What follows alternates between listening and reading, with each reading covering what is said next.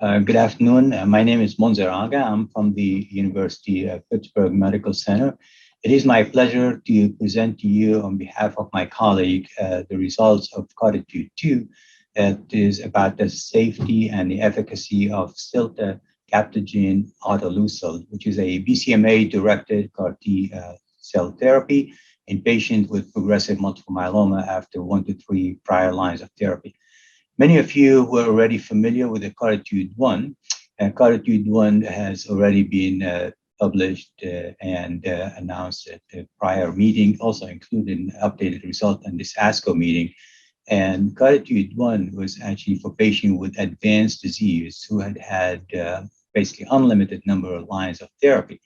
In CARTITUDE-2, our study here, we sought to look into the efficacy of the Cilta-cel in patients who have progressive multiple myeloma after 1 to 3 prior lines of treatment who were refractory to lenalidomide and proteasome inhibitor, including bortezomib, carfilzomib, and had limited treatment options.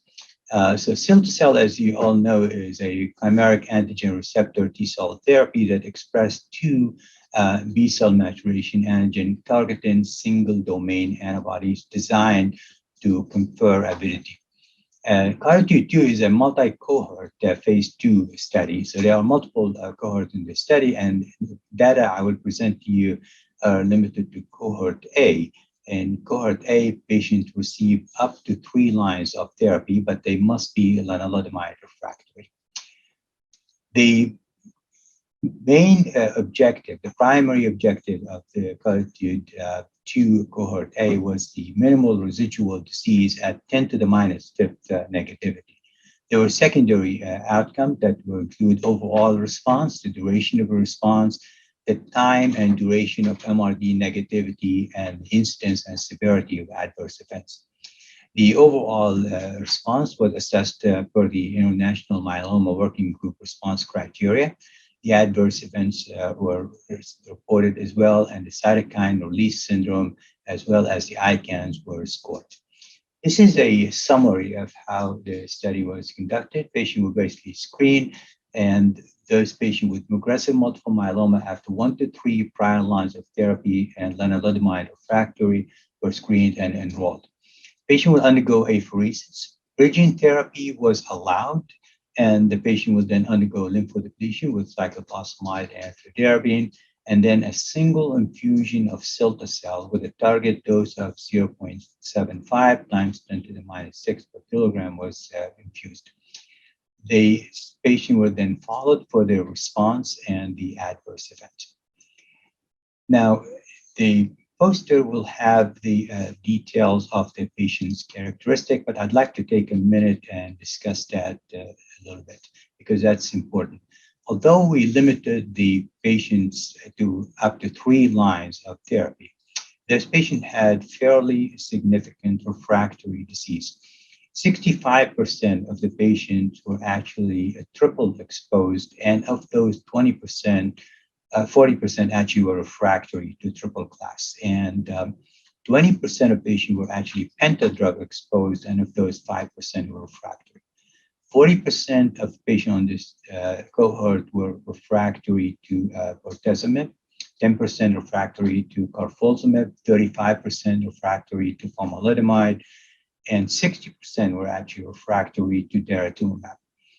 Of this patient cohort, 85% had had prior autologous stem cell transplantation, and 95% were refractory to the last line of therapy.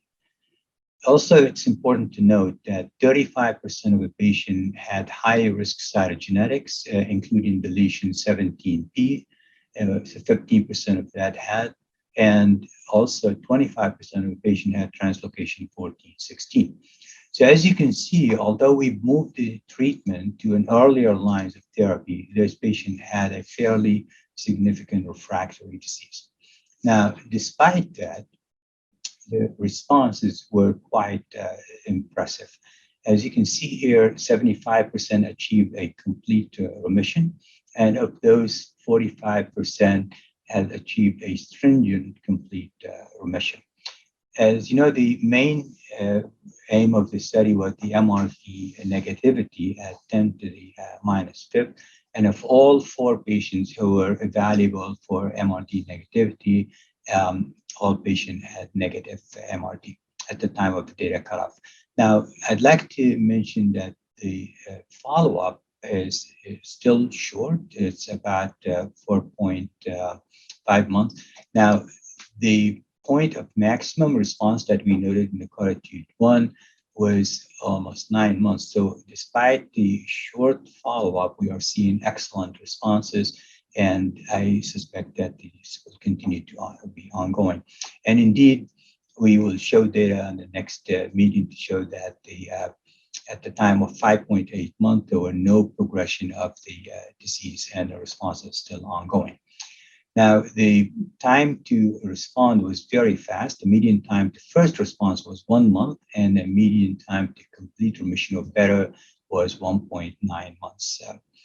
The cytokine release was noted in 85%, but the cytokine release syndrome was resolved or recovered in 94% of the patients at the time of the data cutoff.